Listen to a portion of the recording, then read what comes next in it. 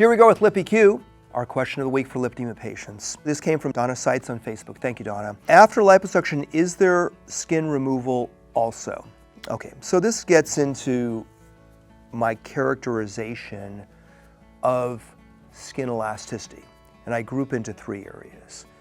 Very good skin elasticity, moderate loss of skin elasticity, and profound loss of skin elasticity. If you've got very good elasticity, or in certain areas like calves and ankles, there is no need for further additional tightening. The tissue will tighten up beautifully, certainly not skin removal, and rarely, if ever, other tightening things that I do for skin tightening. If somebody has profound loss of elasticity, and there's just loose, thin hanging skin, let's say the arms, for example, the inner thigh area, it's too much for any tightening procedure other than skin removal to really tighten up those areas. So that's when the consideration of skin removal comes into it. We will many times strategize and stage that procedure with things for certain reasons we're going to talk about.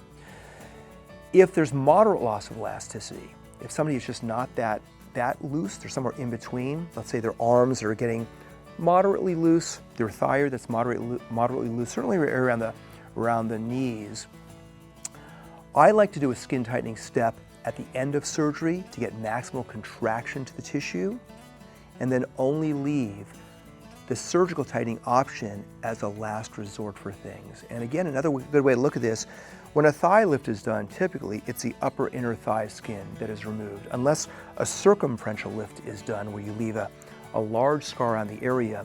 Generally, it's not going to do a very good job of tightening up the lower part of the thigh around the knees. So the tightening step still helps.